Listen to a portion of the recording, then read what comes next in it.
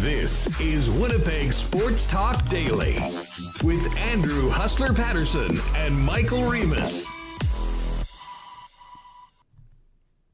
All right, gang, let's do this. Friday afternoon. Welcome to Winnipeg Sports Talk Daily. Andrew Hustler Paterson with you, along with Michael Remis, and we have a packed show to get ready for the weekend and the Stanley Cup Playoffs, which begin tomorrow. Really looking forward to having Andy MacNeil from VSiN join us coming up in just a few minutes. We'll get Andy's breakdown of the Jets-Oilers series as well as the rest of the first round of the Stanley Cup Playoffs, which is officially set tonight after the Avalanche beat the Kings and won the President's Trophy. So we'll get to that coming up. Ted Wyman will have his thoughts on the Jets going into their final regular season game tonight against the Toronto Maple Leafs. And we'll also get some tips for the Preakness coming up with Kirt Contois from Assiniboia Downs a little bit later on. As always, the program brought to you by Not Autocorp, Boston Pizza, Royal Sports, the Nick and Nicky DQ Group, Little Brown Jug Brewing, Assiniboia Downs, Breezy Bend, Coolbet Canada, and Aikens Lake. And just a quick note on Assiniboia Downs, we will talk about them a little later on. Opening day moved back a week, so we were all fired up for Monday for the first races. Going to have to wait an extra week, but of course we've got playoff hockey this week, so I think we'll be able to hang tight for 7 more days before live racing gets going. Let's get Michael Remis in here to get the show going. Remo, Friday afternoon, how you feeling, pal? I'm doing great, man. What is it? We're heading into the weekend. Weather's looking good. Get some good park time out there. I'm feeling good, Huss. Also, playoff hockey starting tomorrow. Not for the Jets. That's Wednesday. But I was looking at the schedule. 1 game tonight. Jets, Maple Leafs. And by all accounts, I don't know if these guys are going to be going 100%. I think this is just like, all right, let's get through this one and just come out healthy on the other side. That's how I'm taking it. I don't know if I can. Let's look at the betting line. That's what I hope for. I mean, essentially, it's get out of this game healthy. I'll say this. That's certainly the focus for the Leafs. From talking to some people inside the Jet organization coming off the game on Tuesday, I do think that, considering what they're coming out of, they would like to have another strong game tonight. But let's face it, what really counts at the end of tonight's game is getting out unscathed and having your full complement of players ready to go for the Edmonton Oilers on Wednesday. And to that point, Andrew Kopp will not play tonight. He's being held out of the game. Tucker Poolman still not playing. The coach talked a little bit about his status. They'll know a little bit more closer to next week. But it is Connor Hellebuyck in net tonight. And that, Remo, really was, a choice of Hellebuyck himself, who said, I want this game. And, I think wants to sort of stay in his rhythm after shutouts in his last couple victories. Yeah, he's playing good. He wants to keep that good feeling. And with the, Jets and Oilers not playing, their next game is Wednesday. I don't really think, your concern would be workload with that many days off. So, sure, let the guy go. Let him get his feet wet. We'll see how the game goes. The Jets had some struggles before against Toronto. Toronto has a lineup change of their own. Mitch Marner, he's going to be out. So, I'm not sure what to expect. Paul Maurice said in their press conference, kind of like a gentleman's agreement that you're not going to be doing any dumb stuff out there, like finishing your checks or being aggressive. So I think it's going to have that end of season feeling, which I think you want to have. Might but have I think a preseason feeling, to be perfectly honest. Preseason, yeah, preseason. There you go. Listen, we'll all watch the game. We'll all see what happens tonight. But, I think for the most part, everyone right now is fully locked and loaded on next Wednesday and game 1 against the Edmonton Oilers. And, I'm sure everyone in Toronto is thinking about the Montreal Canadiens on Thursday. And that is why it is just weird that this game is being played today as it is. Because, of course, Reem, we all recall when these teams were supposed to play this game right when Vancouver was getting just ravaged by COVID. The Leafs came to town and the Jets had the opportunity to take first place. That sort of became the beginning of a bit of a downfall for the Winnipeg Jets. They lost a couple of those games, lost a couple to Edmonton, and got into that first extended losing streak that they've had really in a long time. But as we've said, there have been glimpses that things are turning around. Although, I mean, the minute we get to Wednesday night and the first period of Wednesday's game, I don't think any of what's happened in the past month will really matter. All will matter is how the Jets are able to go and handle Connor McDavid. And we'll be talking about that with Ted. We'll get Andy MacNeil's thoughts on that coming up as well from an odds perspective. But yeah, I mean, preparation right now is already going on for the Edmonton Oilers. And just the way this game sort of works out tonight, again, bottom line is stay healthy. It'd be great if you can get the win. And you certainly hope Connor Hellebuck comes out of tonight feeling as good as he did coming out of his shutout against the Canucks Tuesday. Yeah, let me just clarify the quote from Paul Maurice. Lance Hornby from the Toronto Sun said, he quoted it on his Twitter, "There's almost," he says, "this is going to be sound terrible for hockey. It's a gentleman's agreement. I don't think you're going to see any late hits. Both teams getting ready. There will be a certain amount of respect on the ice." So that's what Paul Maurice said about tonight's game. And yeah, we're all looking forward to the playoffs. And it's funny, Edmonton, I think like this is the last game all the teams are done. Edmonton has to play Vancouver and one of those makeup games tomorrow. And it's so weird that there's like still regular season wrapping up the next couple days, Vancouver, Calgary playing their games as the playoffs are going.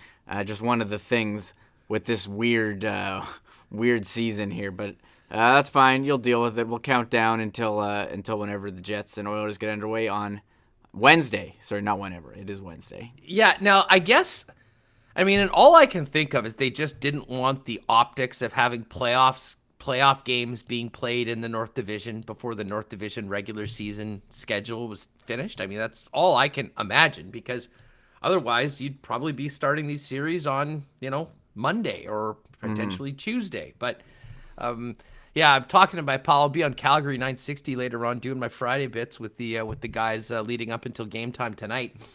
And I was saying to Pat Steinberg, who might be the hardest working guy in media. I mean, he does 2 to 6 afternoons on Sportsnet 960 and then does the Flames pre-game and post-game call-in show. Guy's basically on for 12 hours a day. But he was quite happy. I'm sure they would have all been happy if these games just weren't played. But they believe the Tuesday and Wednesday games between Vancouver and Calgary Remis are matinees. So they'll be done before all the playoffs begin. And, of course, they'll get that final game done on Wednesday. And then we get to the real thing with the Jets and Oilers dropping the puck on Wednesday night. Yeah, I actually like those. I don't really like them as, maybe a fan afternoons, but as someone who's working at the games, or if you're a player, afternoon games are great. You get the game out of the way, then you have the rest of your night. So maybe that's like a little appetizer. I don't think I'll be betting on or playing fantasy for these regular season games, like even tonight's. Is there going to be a showdown tonight? That must be one of the more bizarre slates of the entire season, if there is. I'm not doing it. Although, I mean, if you're looking for things to watch out for, Pierre-Luc Dubois on the right side of Stasny in the middle and Perreault on the left. That's what they're taking a look at here. And I don't know, Logan Stanley, he's been like, for fantasy, he's been like a shot block, shot on goal monster. Oh. In limited ice time, he's been great. So you look to see him improve on that. But all the stuff from the Jets today at their skate house was just talking about this long season. Nate Thompson talking about how he hasn't seen his son all year because of border issues and got emotional. That's got to be, and Maurice was talking about just like the mental toll this whole year takes on everyone. And I think, sometimes when we're here talking about it, watching the games, maybe you kind of forget about all that and realize that, these guys are, humans and they have human emotions as much as, we just see them on a stat sheet putting up fantasy points. Yeah, I really enjoyed Maurice's availability today in that, it wasn't as much about tonight's game. No one cares about this game tonight. I mean, it's all about looking ahead to next week. And it was Billick that asked him about, what Nate Thompson had to say. And Maurice very correctly and skillfully, I think, said, listen, before I get into this answer, let's face it, we're fortunate to be able to be working and getting paid and putting food on the table. But once you get past that, the isolation for a number of players, especially a guy like that that's away from his family, it does take its toll. And hey, we'll hopefully get through this in however many months, and we'll get into, the years to come, and we will look back at this era of incredible challenge for, everyone on an individual basis, for their families, professionally. I mean, there's been all sorts of things that have been thrown at everyone. Trust me. But you know what? Even the most fortunate of our society are still dealing with stuff. And, on a personal level, I think there has been, it has been tough for a lot of people. All that being said, I think that the team, and we've heard this so much about how even when the team was losing 7 in a row, how this team has really stayed together. And I think they've needed to, and probably that's been built through an entire season of literally being together all the time, unless you've been at home. So, anyways, I'm glad that we hopefully won't be spending as much time talking about the challenges and more talking about the hockey. Although the one thing, Reem, for me is, with all of this excitement, I was just talking to Dusty about tonight's lock shop and going back and forth with the Jets and Edmonton stuff. I mean, the one thing that we are just missing, that I guess we don't even realize that we're missing anymore, is the fact of no fans in the building. Because I can tell you that in normal circumstances, if there was a playoff series between Edmonton and Winnipeg, you would have thousands of fans from both cities probably just getting in the car with buddies, driving to the other place, doing what they could do to get tickets and being part of it. And that atmosphere, of an all-Canadian series in the playoffs is something that, we don't get very often. And that will be the biggest thing missing. But, considering what we've seen on the ice from these teams all season long, the hockey's been great, and I expect that it will be cranked up a few notches when we would get going in a few days. Yeah, even you just talking about, the atmosphere around the arena that we've seen at the whiteout parties here, in the building, 2 Canadian teams here, Winnipeg, Edmonton, and of course Toronto, Montreal. I just started, getting sad at hearing that. And I saw Jesse Granger from The Athletic tweeting out, West Division playoff attendance capacities. St. Louis is going to 9,000, Vegas around 7,500, Colorado 7,500, Minnesota 4,500. Mike McIntyre replies on Twitter, North Division playoff attendance capacities. Winnipeg, 0. Edmonton, 0. Toronto, 0. Montreal, 0. You just get sad. I really had tried not to think about that at all until you just brought it up, because, what can you do? The rules are the rules, and they're, we just can't. So I haven't, I'm not sitting here crying about what could have been until you just brought it up. Now I'm like, oh, geez, it would be so awesome. And I'm not even upset that I can't, usually have friends over to watch the game, and I can't even do that now. I can't. Well, it's funny you were saying that, Reem. Yeah. I was just about to say, hey, everyone in the chat, what do you have planned for the playoffs? What are you doing now that we're, you can't go to the games and everything? And the answer, presumably, is going to be, well, Huss, what the hell do you think I'm doing? I'm going to be sitting my ass at home alone or whoever I live with, watching the game. And hey, you know what? Fingers crossed. We realize the Jets are underdogs, but, if they are able to, get through the Edmonton Oilers, that'll presumably be another couple weeks. Maybe there's a chance we get out of this 3-week pause period. Although, to be honest, I don't want to get anyone's hopes up looking at these daily count numbers. But it is great to see, I believe 12 to 17-year-olds can sign up to get the shot now, too. So we're certainly moving towards where we need to be as far as getting everyone taking in their shots and getting ready to, hopefully get the second shot later on and moving closer to normal. So as I said, we'll focus in more on the Jets' upcoming series, probably touch on, the lack of CFL news with Ted Wyman as well coming up in a few minutes. And as I mentioned, Kirt Contois will pop on the program a little later on to join us here on the program with some Preakness talks. Let's just before we get to Andy MacNeil, the digital gambler. Big shout out to our friends at Not Auto Corp. Been with us since day one, way back in the TSN 1290 days, and no better place to get into a wicked new vehicle than with the help of the Not team. Why not get into it? You can do it at Waverly and McGillivray. Check out the incredible selection of vehicles, including many Teslas, online at not.ca, or give them a call. And if you're in a vehicle right now and you're looking to make an upgrade, hit them up. They've got a very successful consignment program that can help you get maximum value for your present vehicle and get into a new ride. Why not give the gang at Not AutoCorp a call today? And of course, our friends at Boston Pizza. With the restaurants closed, it's takeout time for everyone here in Winnipeg, but our local restaurants absolutely need your support. And if you are getting ready for the game tonight, you can get that game day meal, or I personally suggest the pizza flights. 3 mini pizzas, specialties, whatever kinds you want, 3 dips, less than $20. Great deal. An excellent way to try out a number of the pies they have there at Boston Pizza. Thanks to Andrew and the Enright gang for their support of us since day one as well. Boston Pizza, you can find them online at bostonpizza.ca. All right, Ted Wyman, more on the Jets a little bit later on, but really looking forward to this. Welcoming in for the first time to Winnipeg Sports Talk Daily, it's Andy MacNeil. You can follow him on Twitter at Digital Gambler and check out his contributions following the National Hockey League from a gambling perspective at VSiN Live. Andy, what's up? Great to have you on the program. Hey, great to be here. Thanks for having me on. I'm doing great. How about you?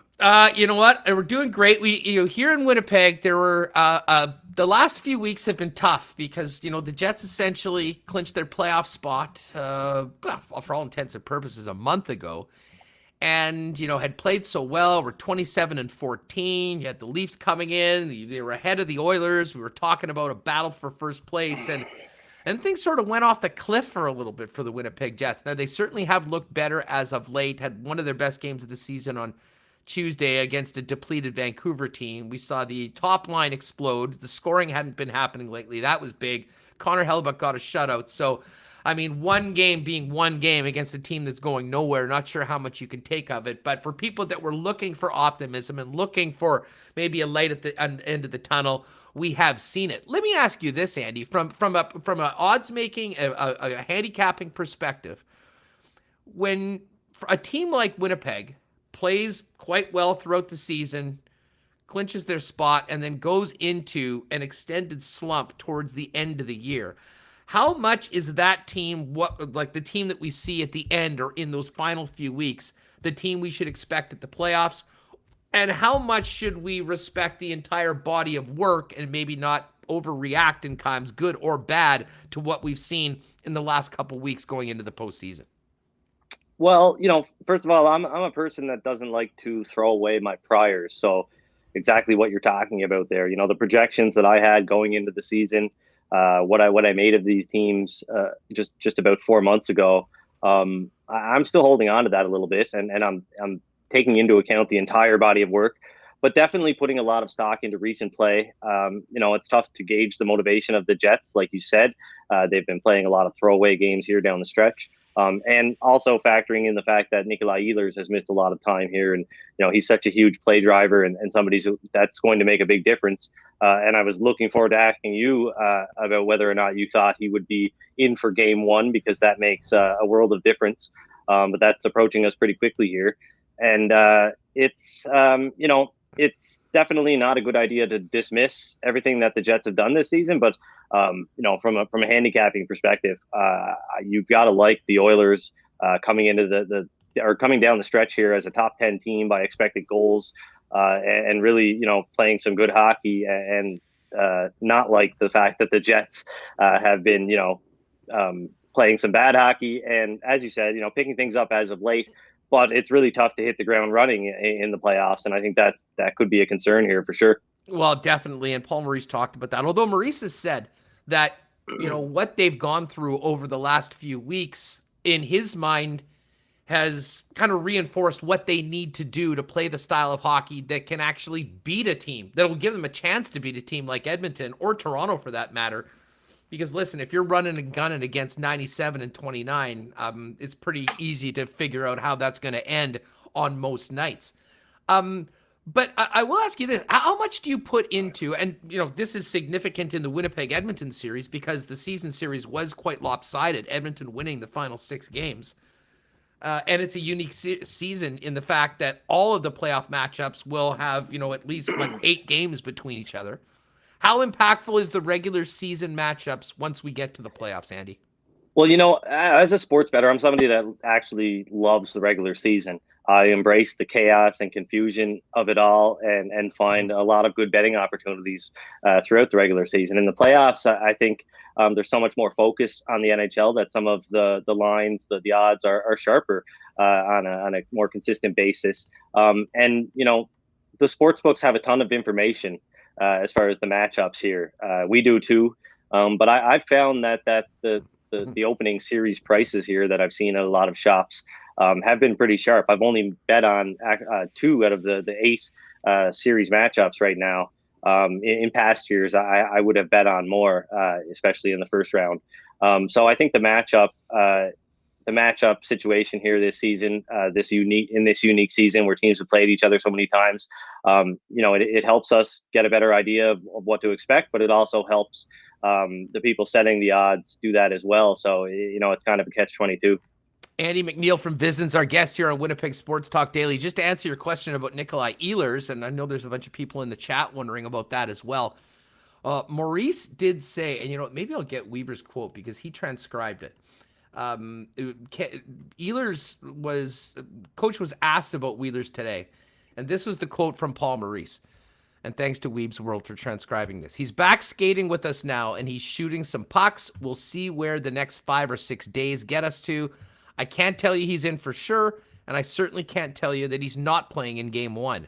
We'll get those next 5 days through. I would expect then that everyone else would be available for game number 1. So, like when he originally got hurt, the quote was, and I remember this vividly, he said, "We're both confident and hopeful that Nick Ehlers will be available for the beginning of the playoffs." Now, I'm not sure whether the emphasis was on confident or on hopeful, but the bottom line is right now that he is certainly uncertain for game number 1. And I mean, Andy, maybe from a guy that, follows the game really closely and looks at some of the numbers, it seems like a lot of people woke up to just how effective and important a player Nikolai Ehlers has been for the Winnipeg Jets over this season.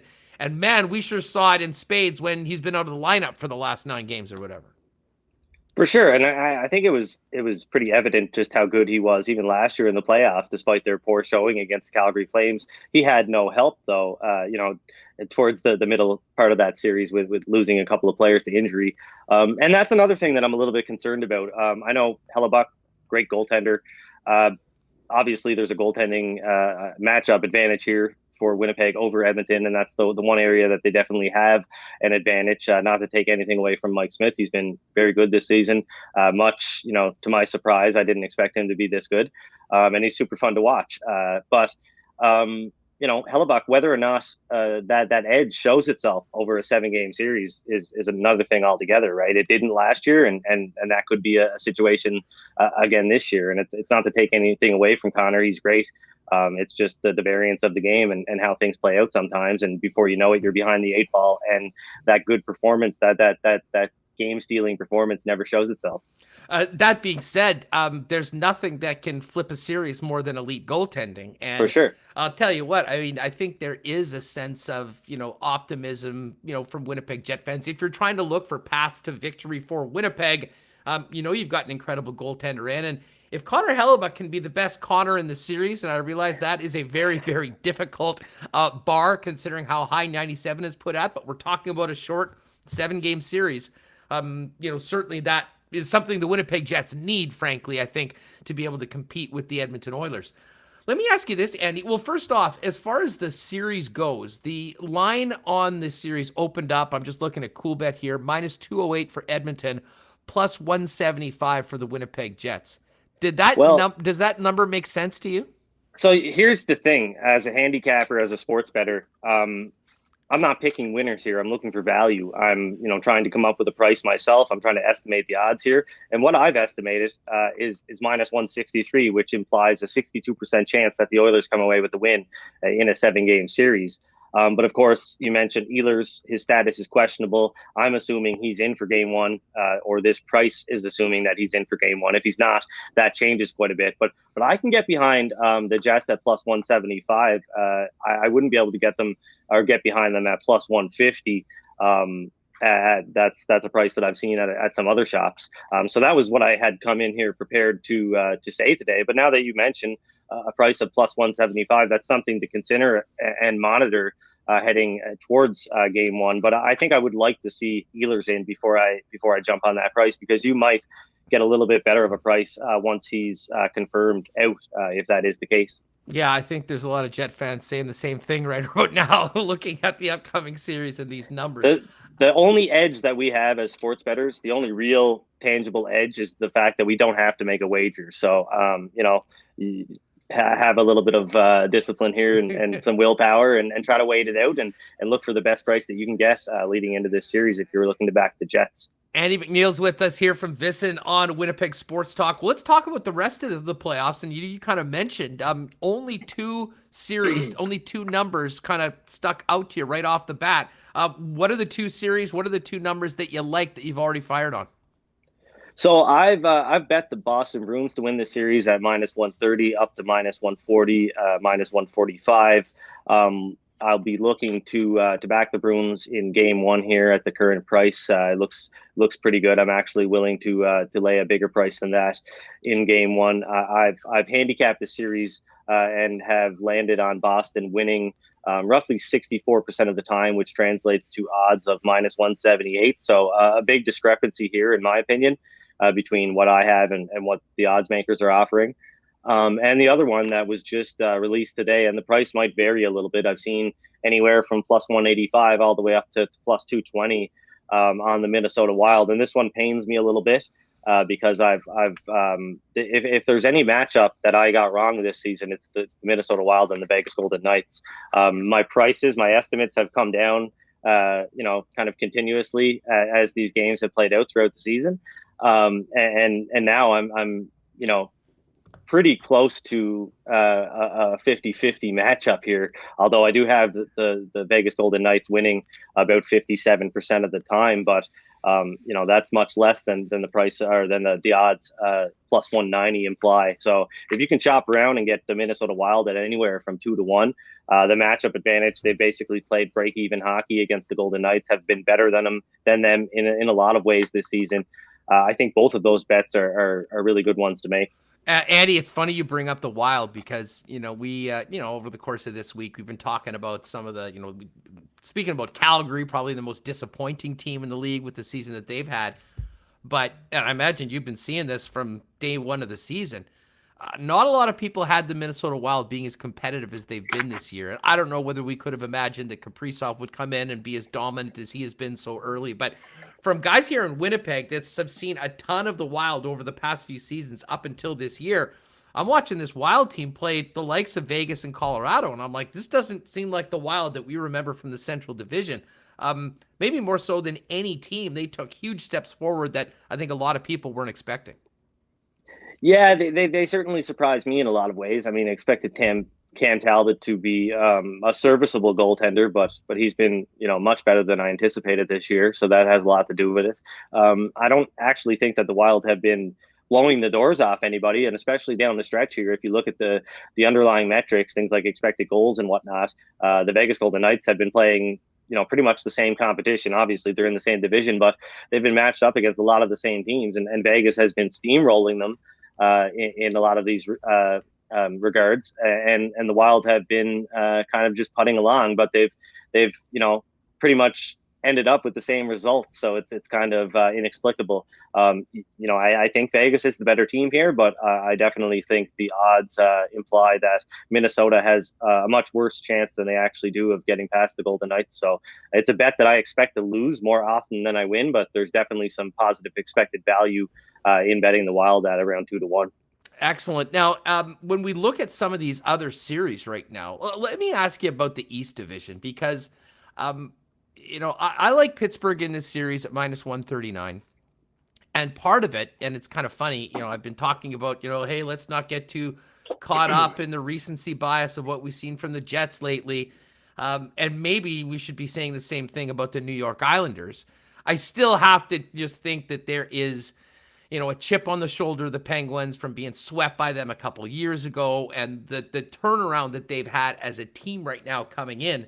They're going in one direction. The Islanders have been going in the other. And to be honest, I kind of expected that number to be a little bit more for Pittsburgh. you talked about the Boston series right now, but give me your thoughts on Pittsburgh and the Islanders and where this number ended up at. You know what? I actually have this one being, one of the closer matchups, actually the closest. I've got the Penguins winning it about 54% of the time, which translates to odds of -120 for a series price. I've actually seen, it looks like a little bit of action has come in on the Islanders when they've gotten up around +125 or thereabouts. So it seems like there's a little bit of resistance, or the market kind of agrees that this is a close series. But the Islanders, the only real advantage they have is in goal. I think I'm not convinced that Tristan Jarry is a number one goaltender in the NHL. And like you said, there's definitely the aspect of the Islanders and not playing very good hockey down the stretch here. Kyle Palmieri has been a total disappointment. Despite it's weird because he's been one of the most consistent guys in the league year after year, but that's not been the case. So there's a lot of question marks for the Islanders, but they've got great coaching, and I think they'll keep things fairly close with the Penguins. If you look at the season series, it was pretty lopsided if you're just looking at the results. But as far as things like expected goals, shot attempts, things of that nature, the Isles kept it close and even bested the Pittsburgh Penguins in some of those categories. So I think it's going to be pretty close. What likely happens is that Pittsburgh's high-end skill leads to them winning out more often than not, and that's why I have them a favorite. But I don't think there's too much separating these two teams, overall. Now, maybe the most interesting first-round matchup, or one of them, because it's going to be an amazing first round outside of the North Division, which is kind of like our own league here north of the border, is the Battle of Florida. Panthers, I'll be honest, I was waiting for the Florida Panthers to sort of fall off, and they didn't.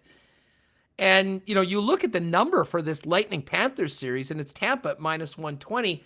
And that is knowing that they're getting back Kucherov and they're getting back Stamkos. Tampa, defending champs at 120, I think to people that haven't maybe been paying close attention, seems like, a no-brainer, an auto bet. What odds? Sorry, at -120 for the series. Oh, really? Okay, yeah. I mean, that is a no-brainer. So, that's a really great price. In my what? I opinion. just realized I got it on it. I got it at 120 yesterday when we were doing our stuff for the lock shop. I see it's moved now a little bit, -135 for Tampa and +115 for Florida. But even regardless of odds, I mean, just your thoughts on that series. What did your numbers say, and how do you see this one playing out? And how do we account for the boost that this lineup's going to get with the likes of Kucherov and Stamkos coming back? Yeah, the Panthers were probably my biggest. I haven't checked to make sure that this is exactly right, but I'm pretty sure the Panthers were my biggest miss this season as far as projecting their finish. I had them around 60 points. I had them missing the playoffs about 55% of the time. Obviously, they chased the Hurricanes for the Central Division title and finished with around 80 points, I believe. So a big miss there, but I feel pretty confident that I know what this team is now. And they're much different than the one that we saw in the bubble, which was a very soft team that wasn't ready for playoff hockey. The Islanders totally pushed them around, but they haven't seen a team like they're going to see here in the playoffs yet this season, because Nikita Kucherov and Steven Stamkos missing so much time, Kucherov missing the whole season, obviously. But so there, it's interesting here because I think the Lightning of all the teams have the biggest range of kind of possibilities here. You could see the team, despite the inclusion of Kucherov and Stamkos, you could see the team that we've seen down the stretch over the last month here, which hasn't been very good. And maybe they struggle to find some chemistry right off the bat. And that opens up the doors for the Florida Panthers to maybe jump out to an early lead in the series and, get one over on the Lightning. But with all that being said, and a few months ago, I would have had this one a much bigger gap between these two teams. But I've got the Lightning winning roughly 60% of the time, so odds of -150, which is what I'm seeing at a lot of shops out there. So I haven't actually bet on the Lightning myself at this point. But yeah, no, I think this one in particular is one where I'm not sure that Florida's going to make the right decision in goal and go with Chris Driedger and Sergei Bobrovsky. So that gives me a little bit of pause. But this one I think is something that a game one that people are really going to want to pay attention to and see which kind of Lightning team shows up here in the playoffs against the Panthers. I think we know what kind of Panthers team is going to show up. They've had an edge against the Lightning all season long. So whether or not the Lightning can find themselves in time and not fall behind in the series is another story. Andy MacNeil with us here from VSiN. Avalanche, massive favorites. I'm seeing minus 435 on the series. St. Louis plus 335. St. Louis has been pretty good over the past, kind of 6-8 weeks as they've trended into the postseason. We heard Ryan O'Reilly say yesterday that they're going in and they're going to win. Now, every now and then you can hear some player with a bit of bravado that might nudge you closer to pressing the send button on a wager. But is there any reason to think that the St. Louis Blues might be able to pull off a shocking upset? We see at least one every year, it seems, Andy. Yeah, I mean, of course there's a reason. And it's mostly going to come down to whether or not they can get lucky and get great goaltending over the course of a few games here. Obviously, everything that the Blues aren't doing well, the Avalanche are doing very well. It's they're polar opposites in so many ways. It's amazing that St. Louis has even been able to squeak into the playoffs, given how many man games they lost to injury and illness this year. I think they're right up there at the top. So, it's an interesting series. What kind of, what version of the Blues do we see? It doesn't look like we'll see anything close to the one that we saw a couple of years ago that won a Stanley Cup. The Avalanche, there are some question marks. What's Nathan MacKinnon's health like right now? I think they can overcome a Blues team even without MacKinnon. But I have to actually have them around minus 485 as my price. I've got them winning about 83% of the time, and you said minus 440 as a price right now, so that implies about an 81.5% chance. So not a big edge there. It's a really, really small edge. I would look to maybe looking for something like a series spread, maybe 1.5 games. Now I would have to look here. I give that about a 67% implied probability. So that would translate to minus 203. So if you can find anything shorter than minus 203 on Avalanche, minus 1.5 games in the series, that might be a good bet to make there. Andy, before we go, I've got to ask you, do you have any investments on any of the Cup futures, Conn Smythe bets, anything like that might be interesting for our viewers? So I haven't, got a chance to really dig into the Conn Smythe stuff, but I typically, if you're looking for some fun bets to make, that's a great place to look at some long odds. And you want to align those opinions with, the teams that you think will make it far in the playoffs. Obviously, I mean, if you like the Penguins to go far, you could look at a Sidney Crosby at 20-1 or Malkin at 40-1. I believe those are prices that I've seen to win the Conn Smythe. Obviously, if the Penguins are to make it, those players will both be in the mix, and those odds are much longer than their current Stanley Cup odds, if I'm not mistaken. But as far as Stanley Cup futures, I really feel that the futures, the Stanley Cup futures in specifically, are things that you want to try to build throughout the season. I mean, there are so many good opportunities. A few years ago, when St. Louis was in the bottom of the league before they battled back and won the Stanley Cup, they were being offered at 200-1, right? And 300-1 and prices like that. And even this year, the Hurricanes prior to the season, 20-1, the Maple Leafs around 17-1 prior to the season. I'm sure the Jets were at much longer odds. I'm holding the Hurricanes, the Leafs, a Canadians bet from prior to the season at 50-1, St. Louis Blues bet at almost 60-1. Some of those, I'm not sure what the current prices are, but I wouldn't exactly look to add anything. Those futures markets are typically not the most, or typically don't offer a ton of value at this time of year. Does it make sense that the Avalanche are the Stanley Cup favorite right now, though, in your mind? Yeah, it does. They're clearly the best team right now. Obviously, a lot can happen in the next 2 months, but they've got a pretty easy road to the second round here. I'm honestly, I do have a little bit of concern of, if Vegas does get past Minnesota, I think that matchup is a little closer than people think. I think overall the Avalanche have, kind of destroyed teams, I guess, on a more consistent basis. But based on how we've seen the Golden Knights play the Avalanche this year, particularly in that last game where they really, just own possession and the shots and whatnot. I think that definitely is going to be a closer matchup than people think. If hopefully we all get that. As much as I would like to win my Minnesota Wild series bet here, we've got to get the Golden Knights and the Avalanche in the second round, right? Absolutely. Hockey needs that, and what a show that will be, assuming we do get that matchup that I think a lot of people, I'm looking right now. The Avalanche are the shortest number at 450. The Leafs are 550. Get that stuff out of here. Oh, sorry, my desk is just a little messy. And with that, you're out of here, pal. No, listen, this has been a lot of fun having you on the program, dude. And I guess just going out, the one thing we can count on is you like Boston. Game 1 tomorrow to get things started against the Washington Capitals. Yeah, I do. And I think there's a lot of question marks in that Capitals lineup, and a lot of question marks as to just how healthy some of these players are. And Boston, they've found their chemistry. They've got a 1A and a 1B and basically a 3A and a 3B right now. And I really like what I'm seeing from them. They were an elite team coming into the season, and they've bounced right back, and you can almost write off what we saw in the middle of the season there. Hey, what do you think? I'm on a prop plus 125 on David Pastrnak over 2.5 goals in round 1. Plus 20. Well, you know what? Off the top of my head, I think that's probably a pretty good bet. I think Pasta. The guy can score, and I think this series has very good chance of going 6 or 7 games as well, which is obviously good if you're hitting those overs. Andy, you know what?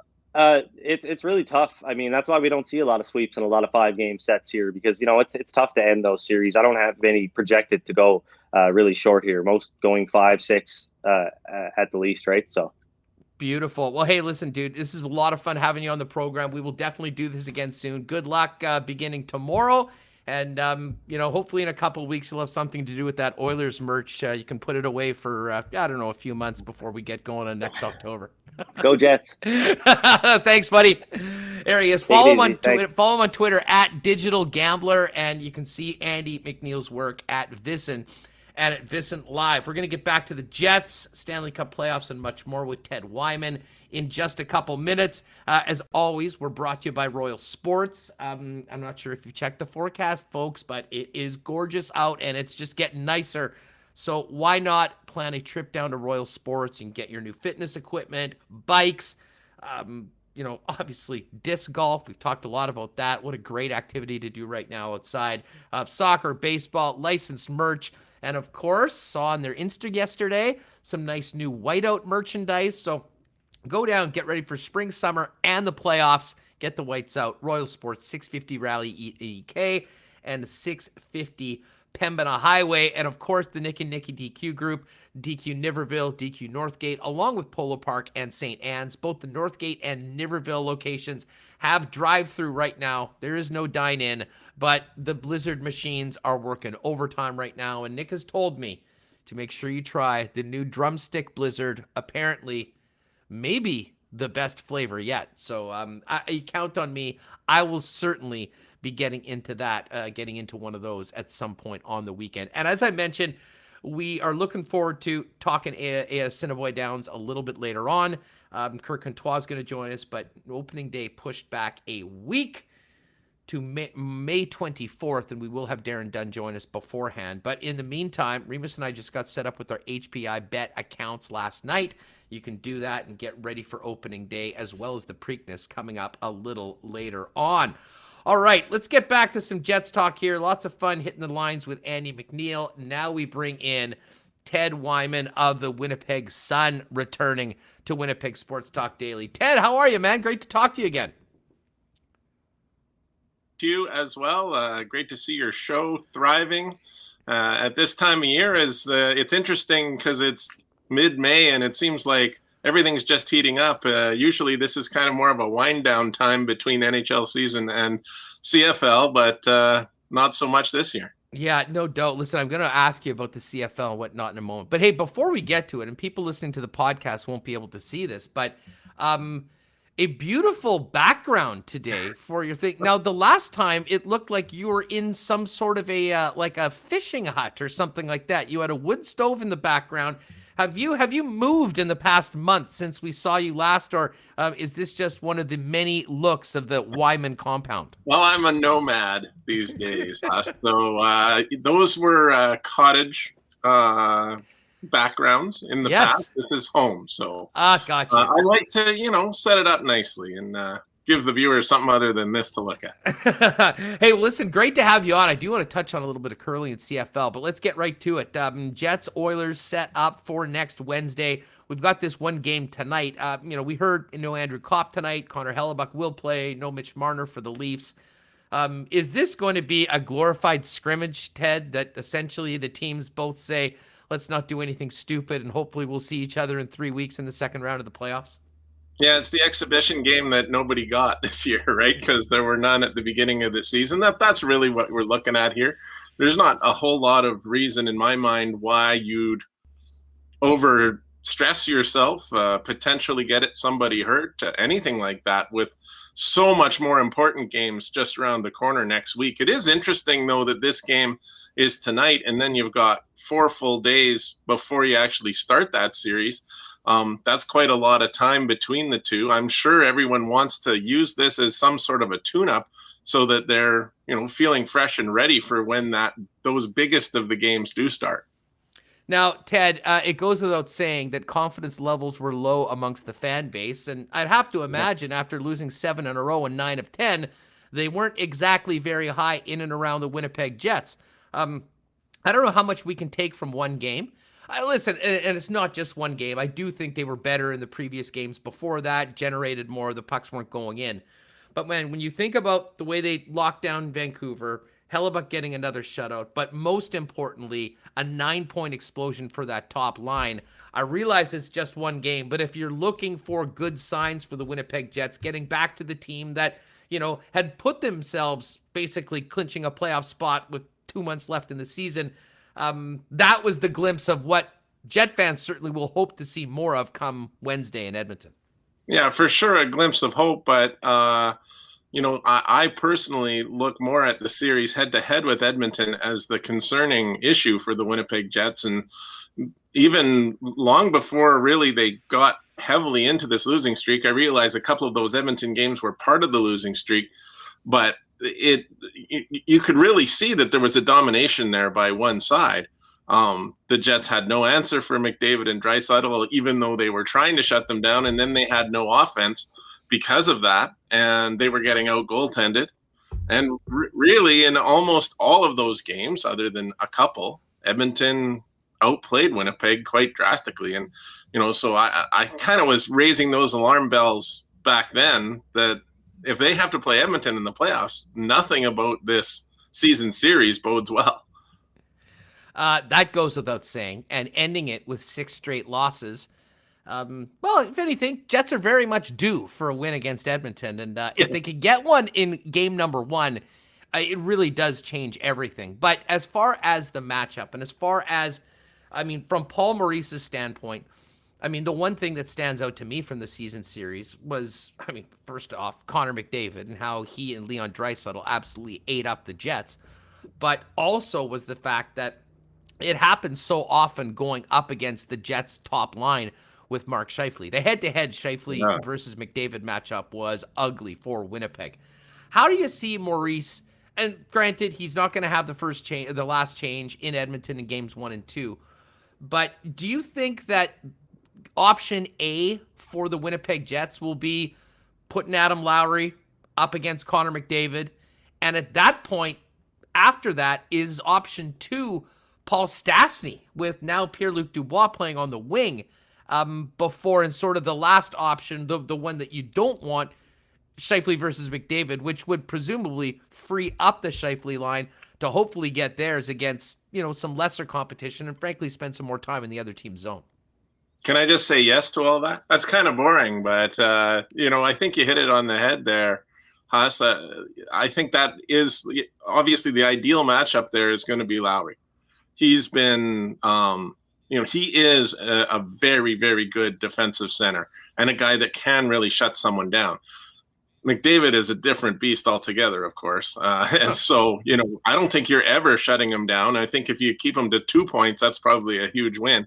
in any game. 3 points is pretty tough because then you got to score 4 goals to win that game, and that's probably not good enough. But I do think they have some options, which is nice, because Stastny can handle that role. And even Dubois, for that matter, if they do move things around and put him in the middle, he's another big center who, when he came to Winnipeg, certainly was advertised as a good two-way center that could play that kind of game.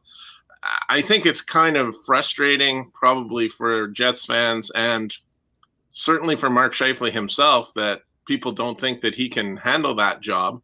That's certainly, from all his career here in Winnipeg, all he's wanted is to be as good as the very best. Well, this season that hasn't worked out for him. But again, I think that different things do happen in the playoffs. And that's a point that I wanted to bring up. Yeah, they went 2-7 against Edmonton. And yeah, they went 2-8 or 2-9 down the stretch here.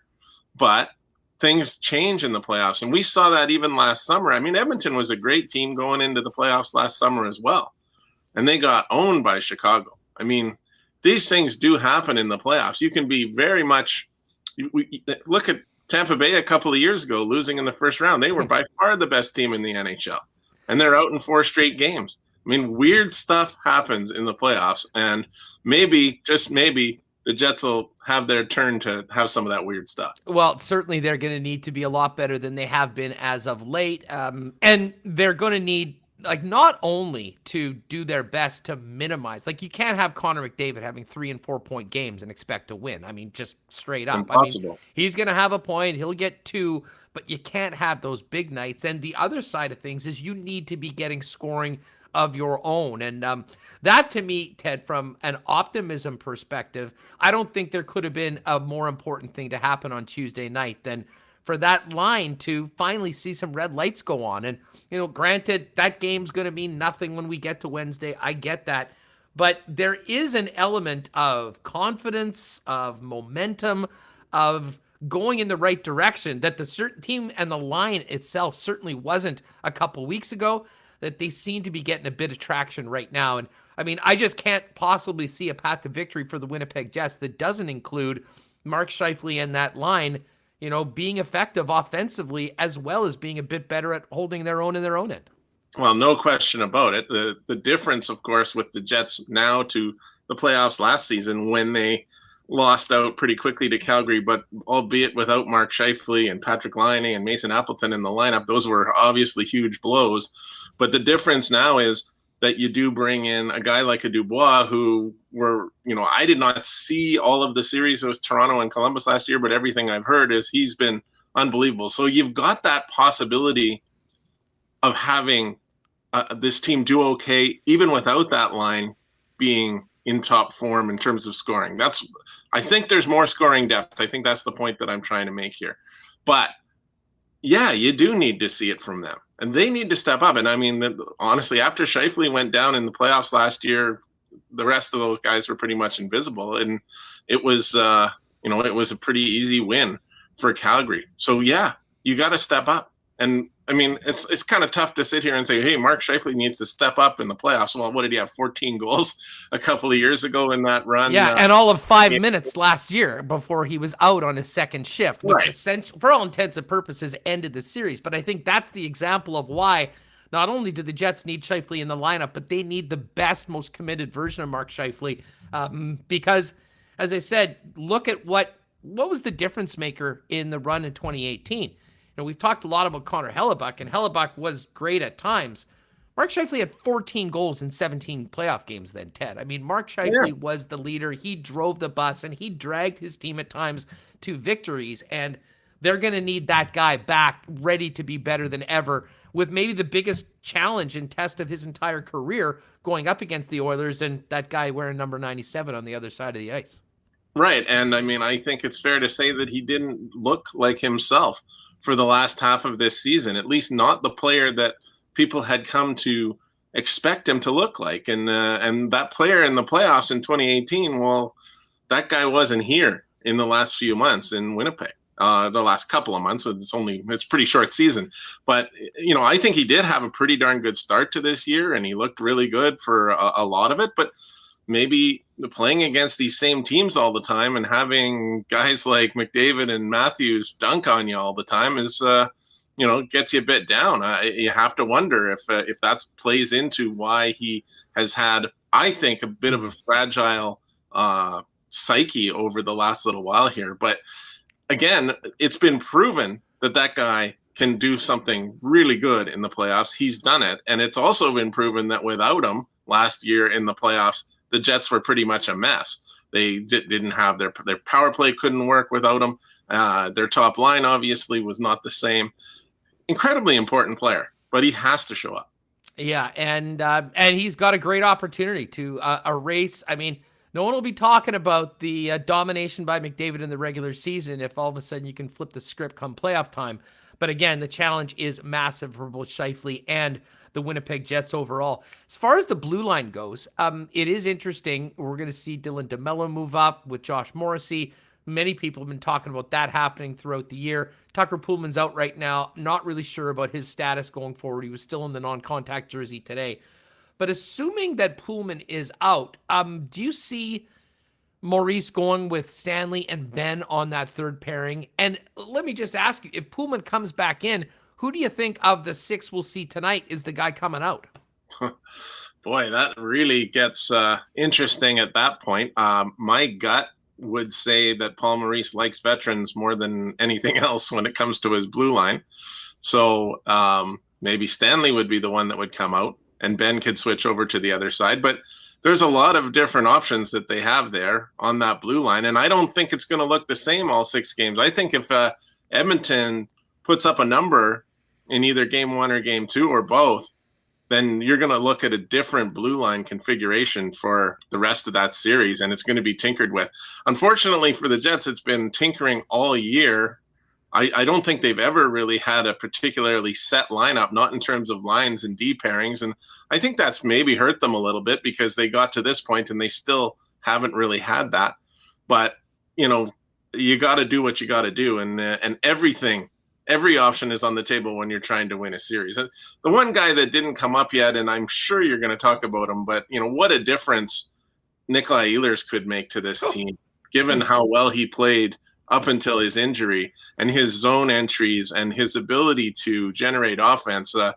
Very, very badly missed. Well, let me ask you about Ehlers because, we heard Maurice today speak that, couldn't say he was for sure for game 1, certainly wouldn't say that he was out for game 1.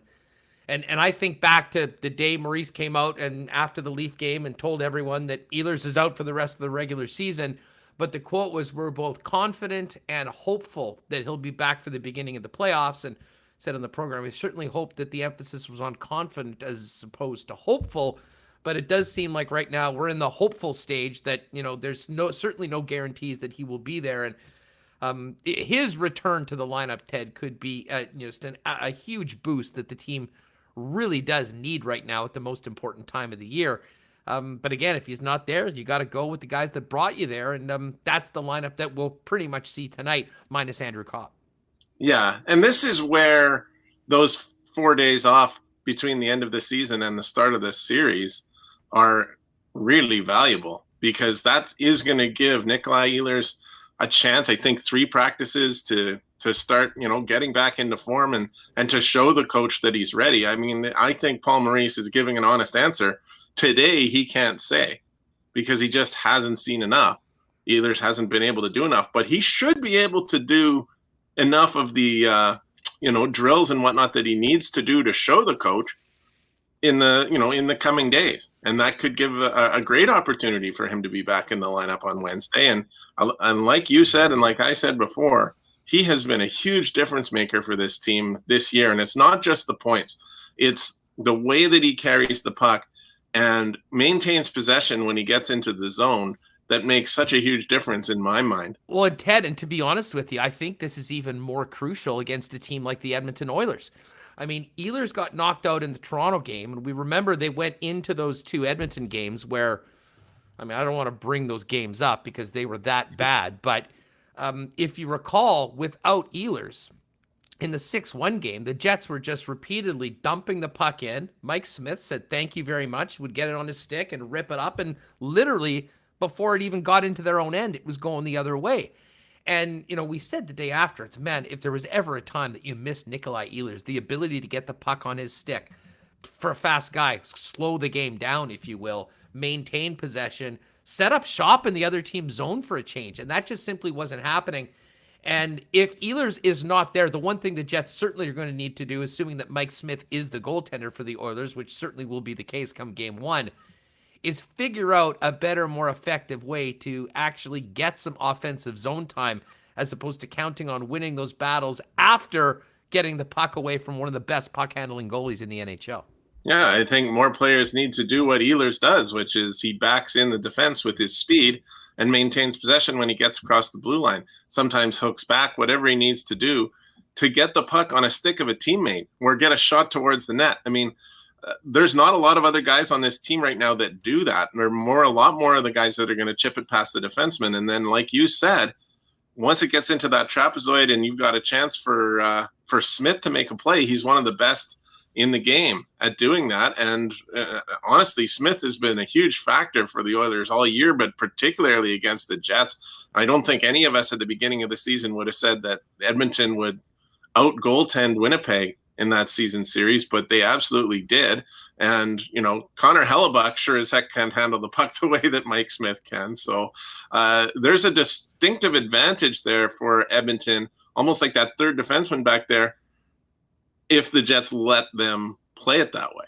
No, for sure. I mean, it's something, hey, listen, I think they learned their lesson a few games ago, and how they'll handle that, especially if Nikolai Ehlers isn't available for game number one, will be very interesting to follow. Ted Wyman from the Winnipeg Suns with us here on Winnipeg Sports Talk Daily. Ted, I have to ask you about a couple of things non-Jets related. I know it'll be all playoffs all the time next week.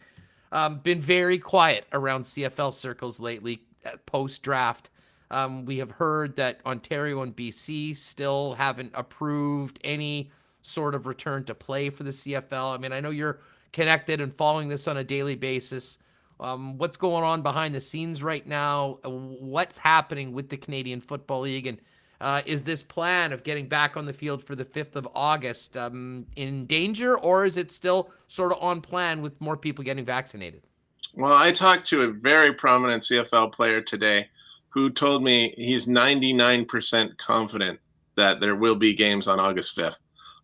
He says from all the information that he's been receiving, from all the talk from the league, from agents, from other players, there's a lot of confidence that they are going to be able to do that. What that will actually look like is kind of still up in the air, Huss, because there's a pretty good chance that it's not going to be able to happen in Ontario. And some of those teams, probably from Quebec as well, are going to have to move west and play games out west for a while. And then we'll see. And as you mentioned, the vaccination situation is different everywhere in the country. And there's also different levels of comfort with the medical health officials as to how much you can open up just because you are a certain percentage vaccinated. I don't think the CFL owners have a huge appetite for playing this season without fans, without any promise of fans at some point during the season, because it's an incredible expense. But, it seems to be trending the right way. I feel like today it's very hard to say because the numbers are still bad here in Manitoba. They're still bad in Ontario. They're still bad in Alberta. And, you can't really picture how it's going to work if you're looking at today. But August 5th is still a ways off. And, the second or third week in June when they want to start training camps is still a ways off. So I think there's hope there. I think there's a real plan in place. Executing it is not going to be easy. And there is going to be some trepidation with the owners about it. And that is potentially a problem. But it's good to at least know, I think, that the players are feeling confident because they certainly weren't feeling confident last year. Well, that definitely is good to hear. I mean, the one, my biggest concern right now, and I guess this ties into all the stuff we heard about the future of the league and a potential partnership, whatever you want to call it, with the XFL, is the fact that BC, Toronto, Montreal, I mean, do we even know that these teams want to play this season if, in fact, they need to, eat the cost? Even if they have fans, we know that they haven't had enough in recent years when things have been in normal times. Never mind right now, Ted. Well, we don't know it for sure. I mean, I'm not in those board meetings. I can't say that offhand right here, but I can say that the Toronto market is driven obviously by MLSE, TSN, that partnership. I don't think they've made a lot of secret of the fact that they're pretty on board with the idea of a XFL merger, and that's where the future lies for this team.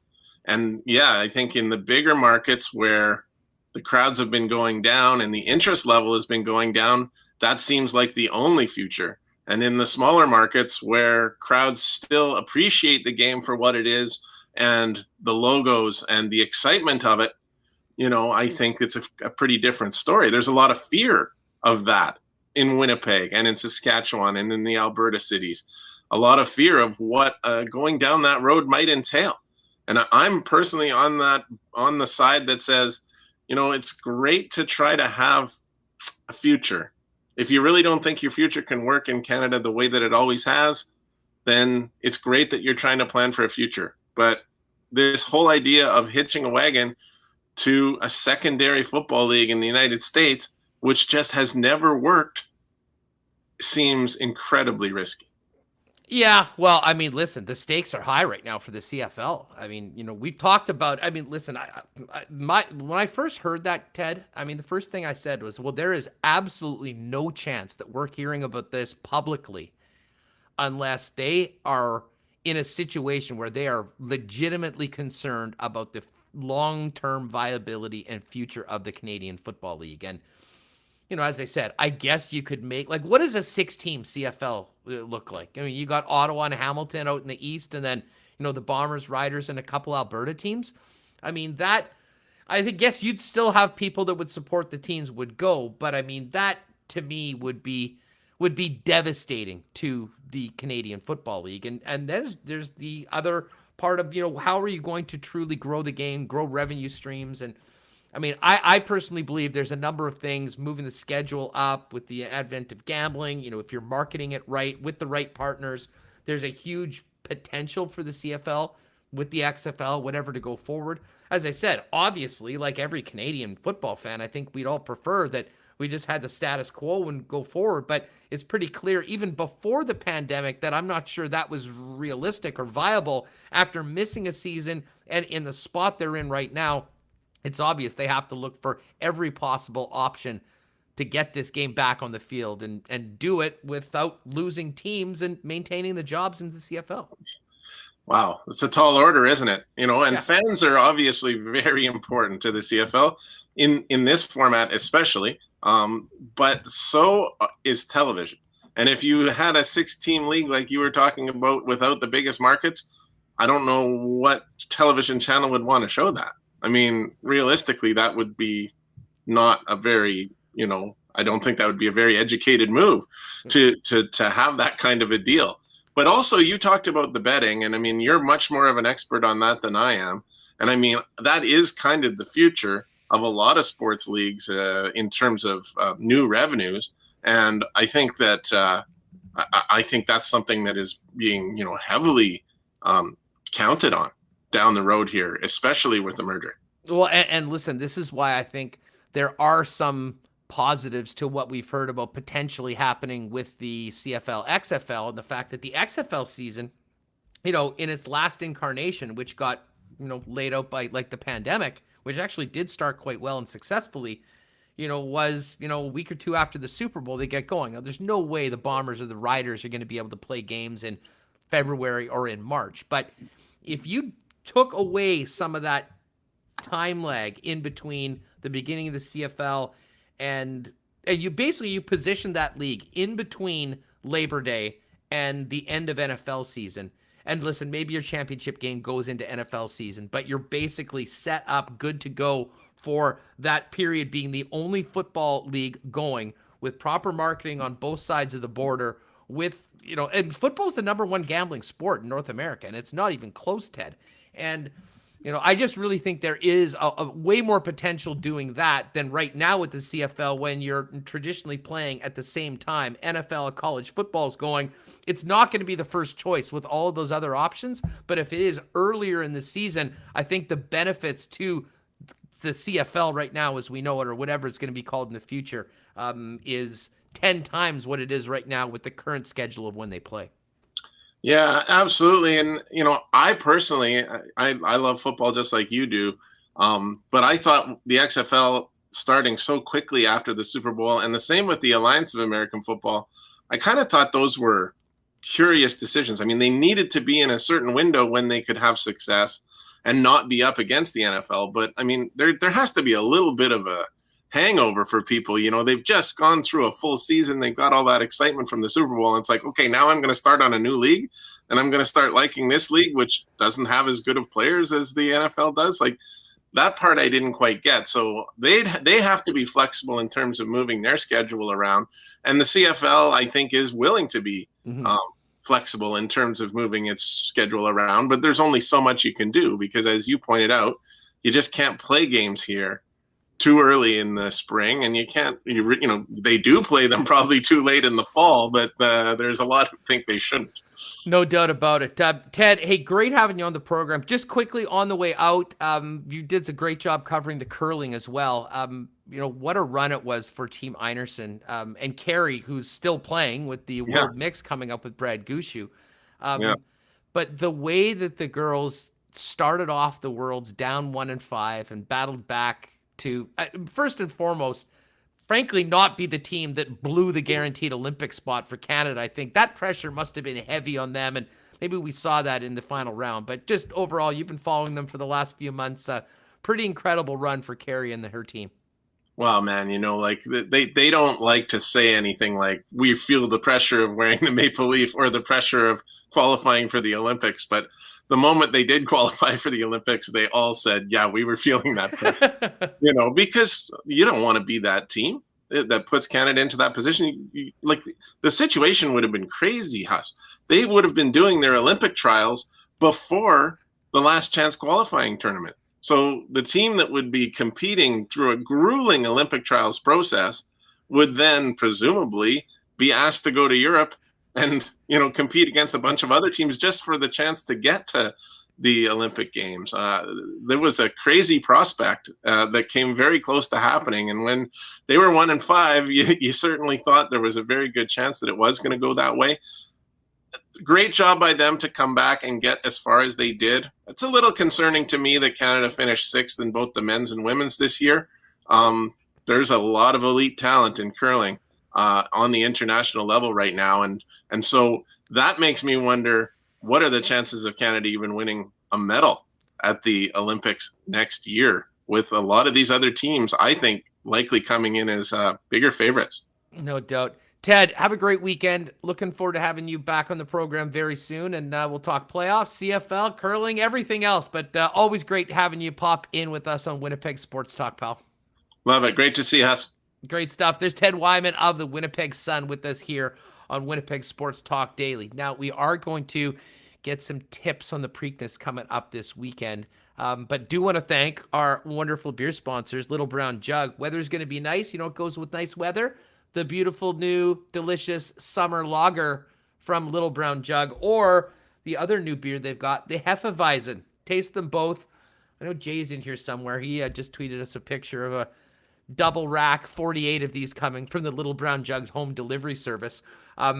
You're also, if you're popping in one of the bottle stops connected to the Canadians beer stores, grab a case of 1919. You scan the QR code and enter to win one of those beautiful 1919 beer fridges.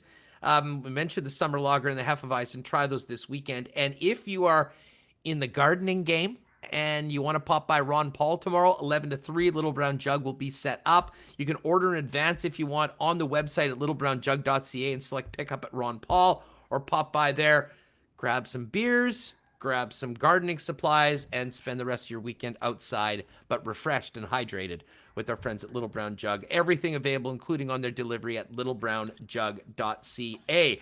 And shout out to our friends at Breezy Bend. Course is looking beautiful. Course could not be more packed right now with everybody golfing.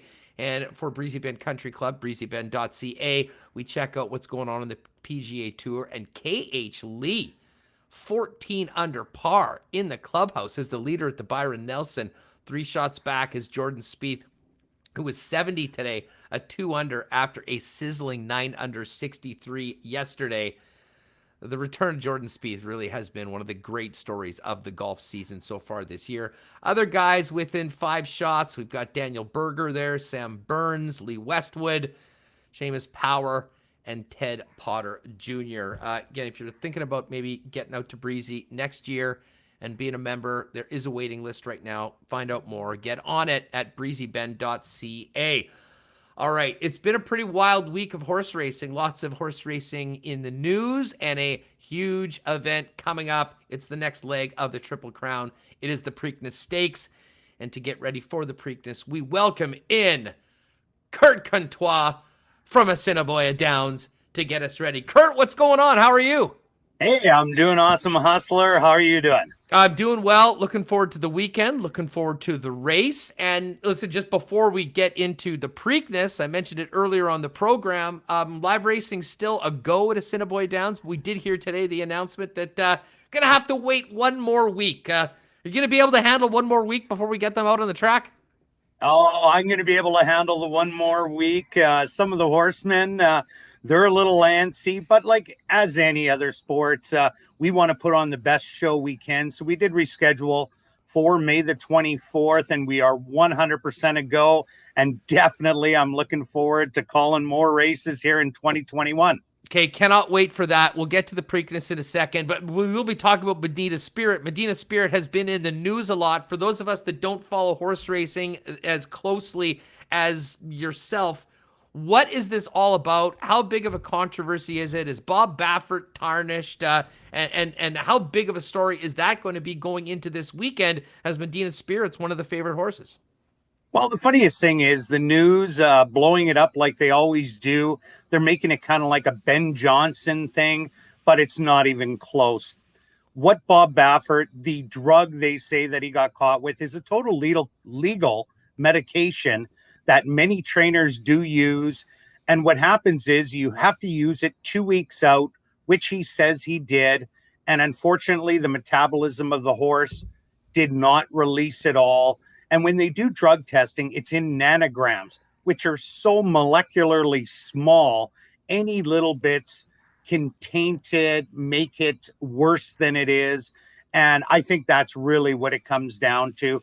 To me, it's not a tainted win. It's a very minor thing, getting blown out of proportion. And again, like I say, it was a legal medication. Now, is Medina Spirit going to be sort of, to use a wrestling term, the heel at this event on the Preakness? Like, will the betting populace, the horse racing community, are they all hoping that Medina Spirit is not in the winner's circle at the end of the Preakness? Not whatsoever. This is the one that was the little guy with no chance that went through the sales ring. They didn't pay a lot of money for it. It wasn't one of those $3 to $5 million or even $1 million purchase. It was under $100,000. And this is the little horse that could. I don't think people are betting against it. What they're going to do is say it ran so tremendously well in the Derby. And that's pretty well what the horse racing community does. We don't go by the papers. We go by what we feel, how the horse ran, and pretty well we bet on that. So it's kind of like, you know, you can tell us all you want to, but we're going to bet what we feel. And I don't feel that Medina Spirit's win in the Derby is tainted at all. All right, well, let's get to it. The two favorite horses from the numbers I'm looking at right now are Medina Spirit and Concert Tour. Both are 2-1. And then we've got Midnight Bourbon, great name for a horse. Yeah, 7-1. Definitely is. 7-1. Risk Taking and Crowded Trade at 10-1. Rombauer 15. Keep Me in Mind. We remember that one from the Derby. 25-1. Unbridled Honor 30, and then a couple long shots. France 35 and Rarn 65-1. Looking at that from the layman's, it sort of looks like, is this a 2-3 horse race right now from a handicapping standpoint? Well, it kind of seems like a 3-horse race, but the only bad thing about that is all 3 horses that are the favorites are the speed of the race. I said there was no speed in the Derby, so I was unsure of how it would set up. And it really set up to Medina Spirit's hands. There was no speed, went to the front, controlled, and ended up lasting to the wire. This time around's a little bit different. Concert Tour is the one that's predominantly the speed. It's the one that could go out there and try and steal it. The stablemate Medina Spirit is going to go right after it. The 2 are Bob Baffert horses. So you say, oh, well, he doesn't want them both going to the front. But they're 2 different owners, so he's got to appease both of them. And you got 2 different jockeys. The winning jockey gets $60,000 if he wins the race. So Johnny Velasquez is on 1, and he's on Medina Spirit. You have Mike Smith on Concert Tour. So if you think that either one of them is going to give the other one an edge, that's not going to happen. So I expect them to have some speed in here. And Midnight Bourbon, the other speed, he got shuffled in the Derby, got banged around at the gate. So I expect him to go up too. So there's going to be 3 horses out of the 10 that are going to make the early pace fast. And I think it's going to set up for horses to come from just off of it. So where's the value? Do you have any tickets already placed? I mean, if you're just going for a win bet, where are you going? And, if we wanted to maybe get a bit more of a long shot, get some value on a number of a horse further down, what should we be looking at? Well, I'm looking at 2 closing long shots. I'm still going with my Derby pick, my long shot play that I picked for second in the Derby. Keep me in mind. He absolutely got hammered out of the gate and was 19th out of the 19 starters and rallied to be 7th, beat 12 horses. Now we're down to a more compact, livable field of 10 horses, and he likes to sit just off the leaders. So if they want to go bang hard, which I think they are going to, I think he's going to get a good run at him. And the other one is number 4, Crowded Trade, only ran 3 times, has a win, a second, and a third, but also has that good running style to come from just off of it.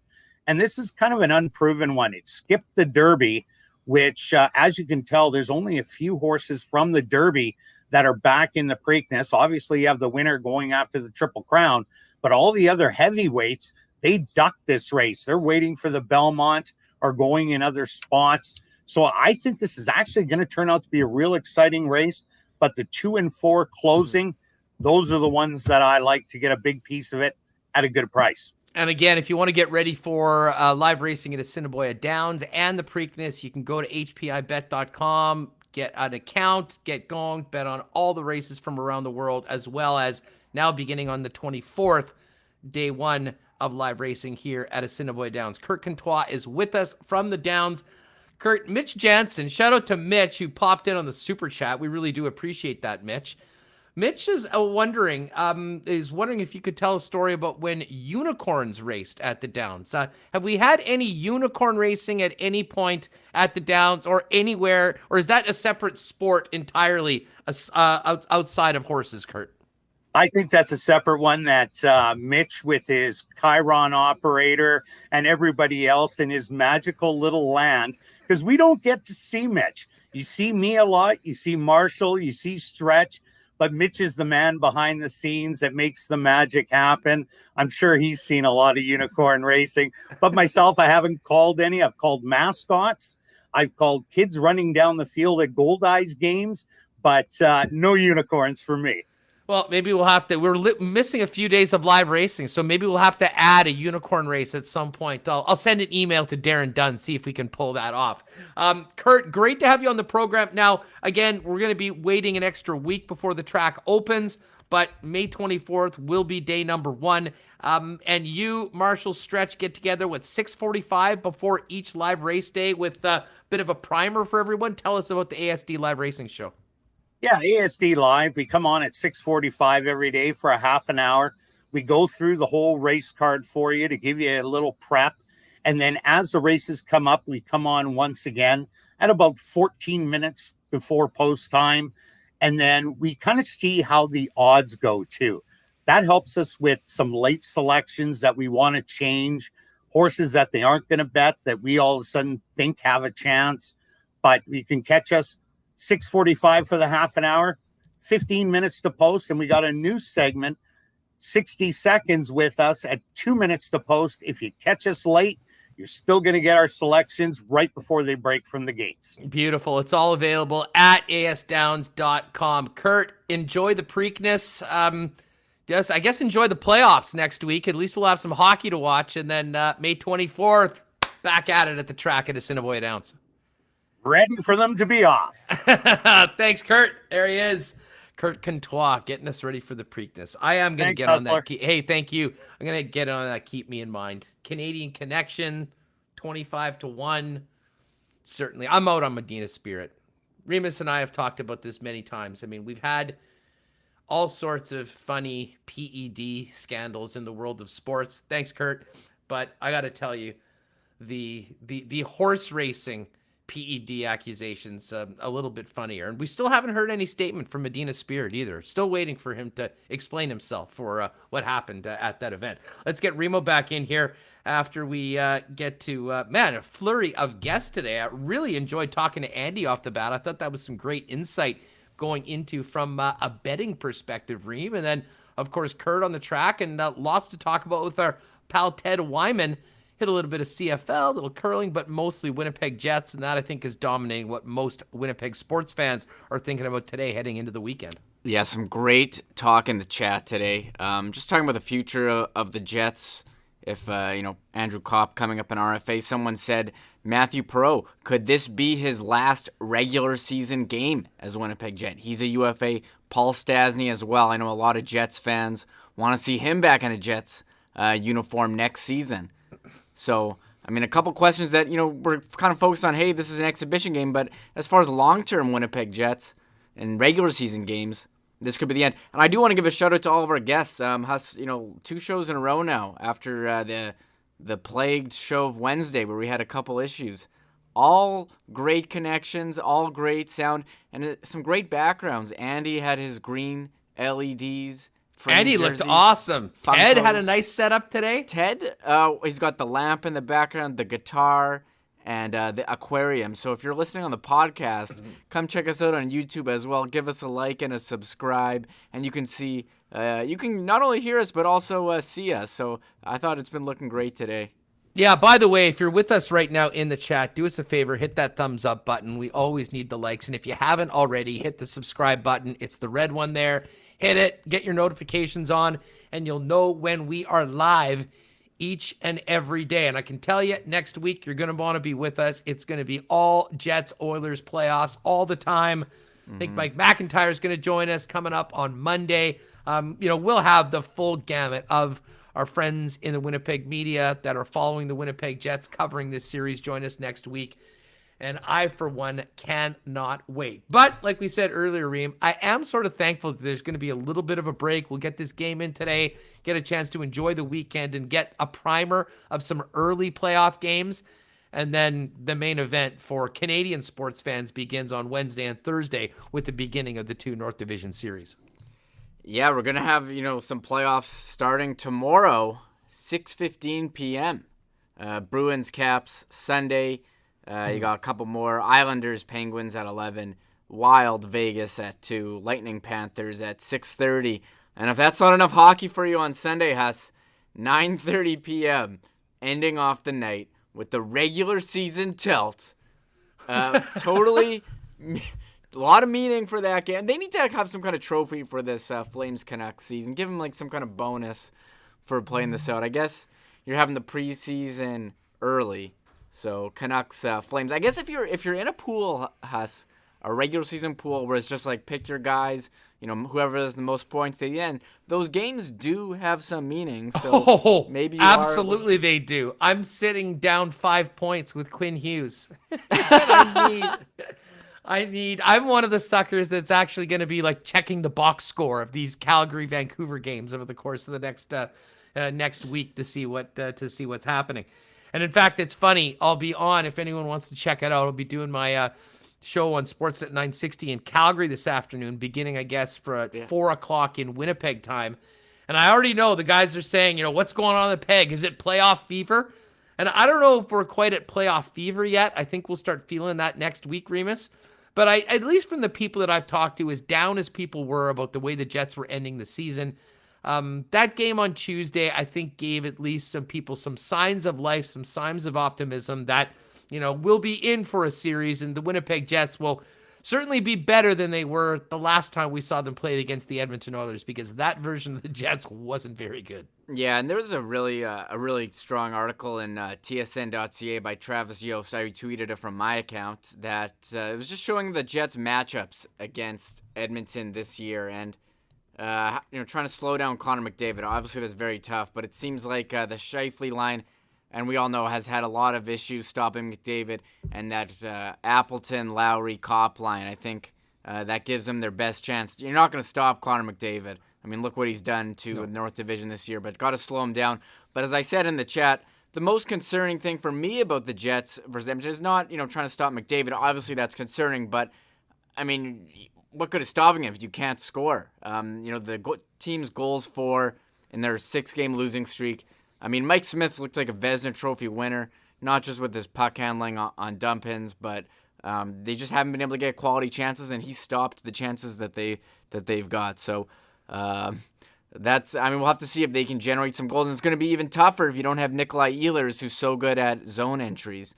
So those are some things it's going to be Ehlers' watch all next week. So now he's practicing, he's shooting the puck.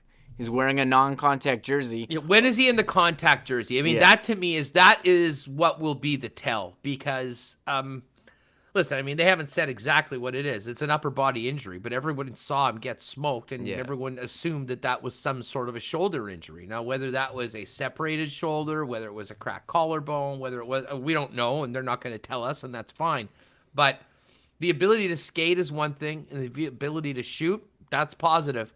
But I think the concern for Nikolai Ehlers is his body healed to the point where he can go and play through the rigors of, playoff hockey and stay in the lineup. And I have no question that, Ehlers is a tough character. He will certainly do everything he can to be in the lineup. And as soon as he does get the green light that he's good to go, he'll be back there and will make a difference. Whether that's for game 1, I guess we'll see. And yes, you're right. Ehlers' watch begins Monday, 1 o'clock on Winnipeg Sports Talk Daily. What do you mean? It's already started. I think yesterday. I see update. Videos on Twitter. Oh, Ehlers is on the ice. He's in a yellow jersey. And I saw Mitch Clinton from the Jets saying, here's Ehlers with the main group, still yellow jersey. So hopefully, he turn on. I'm sure, I don't know what their schedule is coming up next week. I think they'll wait to announce. I'm sure they'll have a day off Saturday, and maybe they'll get back at it Sunday. So I'll be staying tuned. I know a lot of people are. Follow us on Twitter. I'm always retweeting all the guys, but Facebook as well. I've been just writing what the daily reports are on there. So links in the description of the video. Give us a follow. We could use a couple. Instagram as well. We're on Instagram too, so all of them. Appreciate everyone who's followed. Definitely.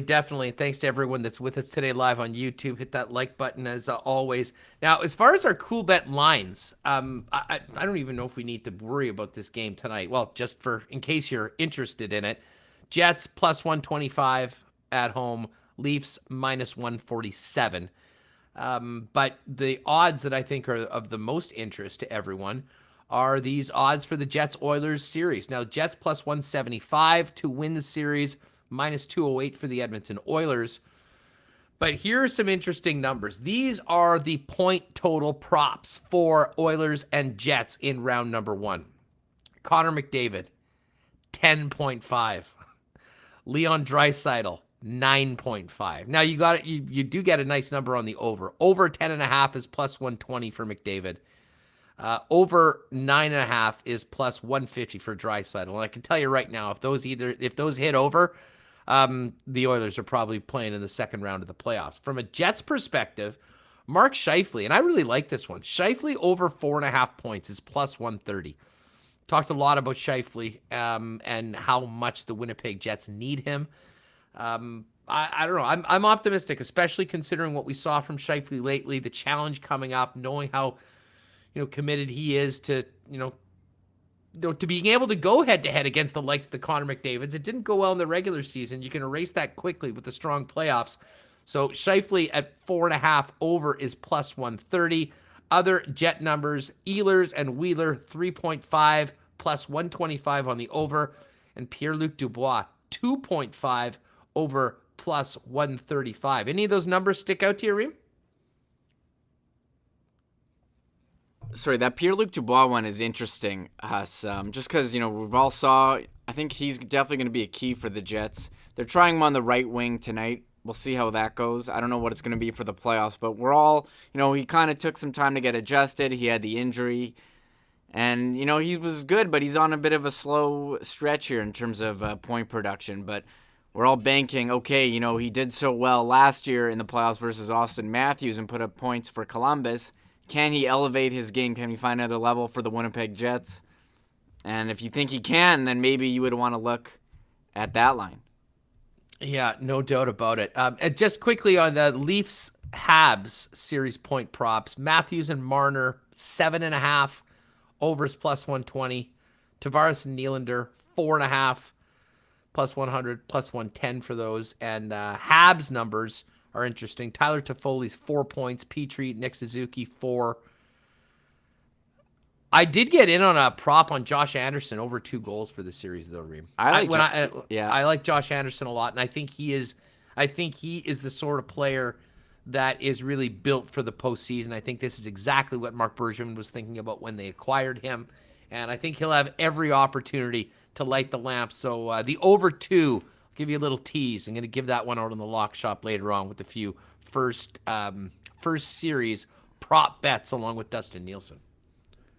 He has over 2. Yeah, that seems like a solid one. I like Josh Anderson. He seems like a playoff kind of guy. He's power forward, plays power play 1. So yeah, sure. Let's roll with that, huh? But yeah, two's a push on it. It's not 2.5. So if he gets 2, it's a push. You get your money back. If you get 3, you're winning it. And certainly, I think if Montreal is going to be competitive in this series, they're going to need a lot out of Josh Anderson. Any updates on some new vaccine offers, Reem? Have we got any more lotteries or given away anything else today? This is my favorite recurring story now, is new things coming over the wire of how people are being bribed to get their vaccine. Free beers, lotteries, baseball tickets, food.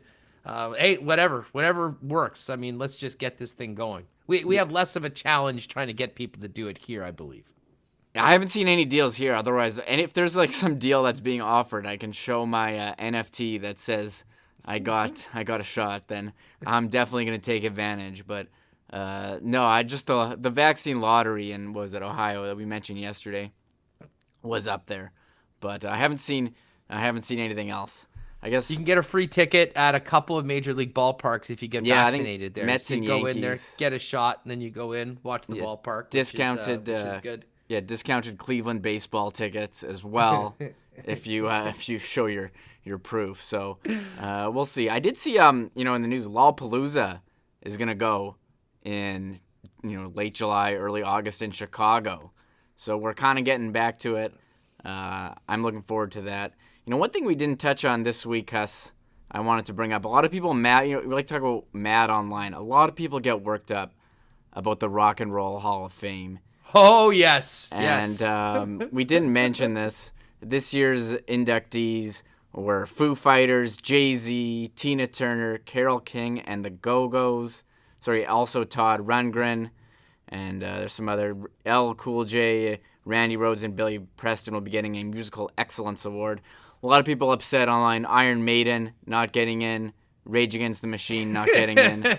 I love the fact the Iron Maiden guys must be so mad that Jay-Z and LL Cool J are in the Rock and Roll Hall of Fame over Heavy Metal Kings Iron Maiden. Iron Maiden should definitely be in, but I'm not going to sit here and be mad online about the Rock and Roll Hall of Fame. I think the term rock and roll, it's turned into the pop music Hall of Fame. Yeah, I think that's fair.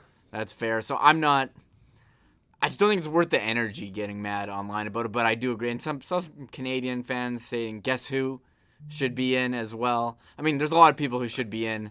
I don't know, they're doing like 5 a year, but Foo Fighters on their first shot. So Dave Grohl now, I think one of few guys. Foo Fighters, absolutely. Like that. If you want a band that's first ballot Hall of Fame material, it's Foo Fighters and Dave Grohl. I have no doubt about that. I was pumped to hear that. I could care less about the Rock and Roll Hall of Fame, to be honest. But I love the Foo Fighters, so I was very happy they got in. Yeah, the legendary band. So Dave Grohl now in 2 first ballot Hall of Fame bands, Nirvana and Foo Fighters. What a career. So 2-time Hall of Famer, kind of like there's a few guys in the WWE Hall of Fame twice. You know, like they were in DX and got in themselves. I think NWO guys. Yeah, Kevin Nash, Scott Hall, solo and as a group. What's going on? What's up for the weekend there, Reem? And we got this Jet game tonight. You got any playoff drafts or anything going on? You're going to negotiate through that? I'm doing one tonight, 10 p.m. on Zoom with the boys after the hockey game. You are doing one? I got invited to one. 10 p.m. I could do a 10 p.m. draft on Zoom. That would be sweet. But no, I'm not going in. I actually hate playoff drafts. I think a lot of it is dictated by where you pick, but I think you're just going in to give you a team to watch, so you have something to watch when your favorite team gets knocked out. Although I got to say, I do have I should tweet it. I did make a bracket challenge, NHL.com, for Winnipeg Sports Talk. If anyone wants to do a bracket, let me put it in chat here, and I'll tweet it out after the show. I'll bring it up. Yeah, I'll cook up something for our winner like we did for the March Madness bracket. Maybe we'll give him as well. We have a Winnipeg Sports Talk mug or something. Definitely have that. And I know lots of people talking about merch in the chat today. Just got a text from the boys at Royal. We're gonna work on cooking up some more stuff for you, but hopefully we'll have some hats for you soon, and then continue rolling stuff forward. But yeah, click on the link if you're with us right now. Go to the bracket challenge. If not, if you're listening to the podcast later, just go to our Twitter page at Sports Talk WPG. We'll have the link there. Free. Go in, pick your series, and we'll have a nice prize or two for our winners at the end of the playoffs. Well, I'm going to tell you, another fantastic week here on the program. We can't thank everyone enough for joining us each and every day here, both live on YouTube and continuing to blow up our podcast download numbers. If you are with us right now, do us a favor, hit that like button. If you haven't subscribed already, please do that. And as always, spread the word on Winnipeg Sports Talk. We're doing this one by one, but we continue to grow, and we really appreciate the support, especially from those of you that have been kind of hanging with us every day since we started this. Remo, this is now show 49? Show 50 coming 49. Up on Monday. A big milestone for us, I guess. And then twice that, we'll get to show number 100. We can start doing gaudy, grandiose celebrations of ourselves when we get to those numbers. But Monday, it won't be about show 50. It's going to be about the countdown to Wednesday night, Jets-Oilers Game 1 in the Stanley Cup Playoffs. Yeah, of course. We'll be counting down. And maybe we'll have some crazy overtimes. I'm really hoping to have like a 6 overtime game where I can stay up late and be really tired the next show and talk about how I made it through. What's going on? Gregory... Gregory's all over UFC 162. 262. Oh, sorry. Yes, exactly. 262. The MMA is always a popular thing. I think maybe more so for people to bet on. I'm just pulling it up right now, trying to figure out. Tony Ferguson. I don't know. Yeah, like I used to follow UFC very closely around like 2006, and now it's 2021, and there's an event every week. So I'll tune into the big fights, but like, I'm not going down the roster like I used to know. I used to know all the guys, and UFC. Because back then they did a show every month or every 6 weeks. Now there's a UFC every week, and But I mean, hey, credit to them. They've grown the sport huge, but you really do have to be into it to know everyone.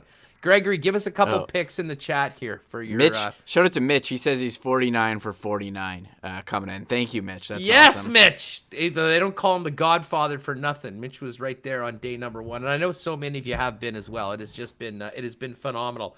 Again, we can't do this without all of you, and we certainly can't do this without our sponsors: Royal Sports, Nick and Nicky DQ, Little Brown Jug Brewing Company, Assiniboia Downs, Boston Pizza, Not Autocorp, our golf sponsor, Breezy Bend Country Club, coolbet.com, and of course, Aikens Lake. If you're looking for a great holiday somewhere in the province this year, find out more on a world-class fishing experience at Aikens Lake Wilderness Lodge. That is just about going to do it for us, because I got to get ready to get on in Calgary coming up at 4 p.m. and then get ready for this game tonight. Remo, do you have any call on this game tonight other than just let the call be everyone makes it out healthy? For the Jets game, I looked at the odds. Marner's not playing. The Jets won last time. Matthews wasn't playing. I was going to take the Jets just because they're the underdog and they're at home. That seemed to be value, but I don't know. I'm not doing I usually make a DraftKings pool for Winnipeg Sports Talk League, but I didn't make when there's one game, and I don't know. Can you do a showdown? I guess to make it, if you really wanted reason to watch, do a DraftKings showdown, but I don't know. I'm taking the Jets just because they're home and underdog. Yeah. I mean, as I said, it's like betting on preseason hockey. We say probably don't do it. Leighton Janice, love it, boys. Have a great weekend from Van City. Right back at you, Leighton. Great to have you with us out on the West Coast. And, you know what? I think we've got a new nickname for Gregory. Because we all know that Greg is the OG. He's caller number one. He is a lot of things. But Jeff Kabilis has dropped down the sheriff.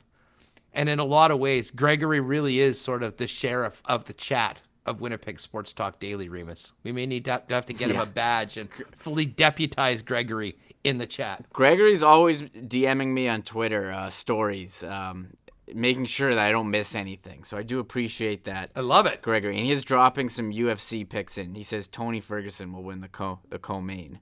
And he says Chandler will win the lightweight title. So there's a couple of UFC picks from Gregory.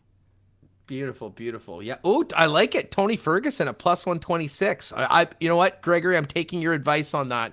Oh, we're gonna hold him to that. This is on you, Greg. If Tony Ferguson doesn't show up. Anyways, folks, if you want more of me, check out Sportsnet 960, not TSN 960. It's great. I can screw that up here. I better not do that later on today. But 4 to 7 Winnipeg time. You can listen on the app. We'll go right up until game time, and then. But most importantly, be safe. Have a great weekend. Get outside. Enjoy this gorgeous weather. Guys at Royal Sports have your hookup if you need some equipment or clothing, shoes, whatnot to really dominate it. But other than that, Reem, I'm looking forward to a couple days away, and then I'm already excited about Monday's show as we get ready to dive headfirst into the playoffs. We'll already have games and series to talk about, and we'll just have 2 more sleeps until the Jets and Oilers get going on Wednesday. Yeah, I can't wait. This has been such a fun week. We've had some of our best shows the last couple days. No glitches today, and everything's Perfect. Worked out. Some great guests with great camera setups. So the guys were awesome. And you know what, dude? I said that kind of half joking, but hopefully not joking, that the Stasny Silver Stick presentation was the TSN turning point of the season. Mm-hmm. I think from a tech perspective for Winnipeg Sports Talk Daily, your press conference on Wednesday after the Perfetti interview might have been the, as it were, TSN turning point to money shows with 0 technical difficulties. We're back to back now after you owned it. Back to back. I owned it. I said we'd come back better, and we did. That's how you follow up a press conference like that. So I see everyone in chat. I can't respond to everyone that quickly while we're doing the show, but I do appreciate everyone. There's a couple people who've said, I think that they've come out to everyone or almost every, so that is incredible. Leslie Mitchick's awesome. There. Mitch, Hey, you know what? We see a lot of the every same day. names. No doubt. But Leslie, Jeff, Jets 280, The Bullet, James Robinson, Al Broderick, Roger Quenville, Tracy Okraniak, and of course, the sheriff himself, Gregory Liverpool, all here with us every day. We appreciate it so much. And to everyone listening on the podcast, thank you. Have a great weekend, everybody. Thanks again to the sponsors. Enjoy this game tonight. Next week, it gets real. Jets Oilers begins on Wednesday, and we'll be all over it on Monday's edition of Winnipeg Sports Talk Daily. Have a great one, and we'll see you Monday. Oh, my God. Oh! Shut it down. Let's go home. Thanks for tuning in to Winnipeg Sports Talk Daily. Make sure to subscribe on YouTube and your favorite podcast feed at winnipegsportstalk.com.